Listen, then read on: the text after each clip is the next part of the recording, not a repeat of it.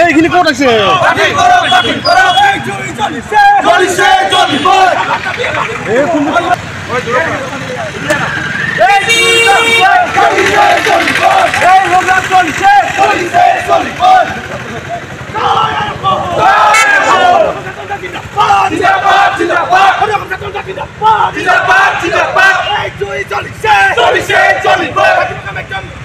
জিলা ছাত্ৰ সন্থাই অসম চৰকাৰৰ যি কেবিনেট সিদ্ধান্ত অসমীয়া মাধ্যম বিৰোধী সিদ্ধান্ত এই সিদ্ধান্তক সদৌ অসম ছাত্ৰ সন্থাই আমি তীব্ৰ বিৰোধিতা কৰিছোঁ আৰু অনাগত সময়ত যদি এই সিদ্ধান্ত অসম চৰকাৰে যদি বাতিল নকৰে ইয়াতকৈ জংগী আন্দোলন সদৌ অসম ছাত্ৰ সন্থাই কৰি আগবাঢ়ি যাব আৰু এই অসমীয়া মাধ্যম বিৰোধী সিদ্ধান্ত তেওঁলোকে অতি শীঘ্ৰে বাতিল কৰক অন্যথা সদৌ অসম ছাত্ৰ সন্থাৰ আহ্বান মৰ্মে বিভিন্ন জিলা ছাত্ৰ সন্থা আঞ্চলিক ছাত্ৰ সন্থা শাখা ছাত্ৰ সন্থাই চৰকাৰ বিৰোধী এই আন্দোলন কৰি যাব আৰু অনাগত সময়ত ইয়াতকৈ জংগী আন্দোলন কৰিবলৈ ছাত্ৰ সন্থা বাধ্য হ'ব। সদৌ মহাজনী ছাত্ৰ সন্থাৰ উদ্যোগত আজি আমি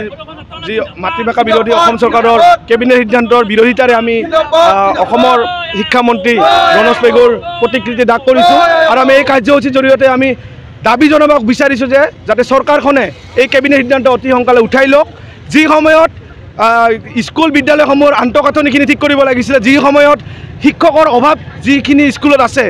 সেই স্কুলৰ শিক্ষকৰ অভাৱখিনি তেওঁলোকে পূৰণ কৰিব লাগিছিলে, তাকে নকৰি তেওঁলোকে এনেকুৱা ধৰণৰ ষষ্ঠ শ্ৰেণীৰ পৰা যি ইংৰাজী মাধ্যমত তেওঁলোকে পঢ়োৱাৰ সিদ্ধান্ত গ্ৰহণ কৰিছে এয়া অতি ধিক্কাৰজনক ঘটনা। আমি অসম চৰকাৰক সকীয়াই দিব বিচাৰোঁ তেওঁলোকে মাধ্যমত হাত নিদিব, অন্যথা আমি সদৌ অসম ছাত্ৰ সন্থাই অনাগত দিনবোৰতো এই কেবিনেট সিদ্ধান্ত বাতিল নোহোৱালৈকে আমাৰ কাৰ্যসূচী অব্যাহত থাকিব।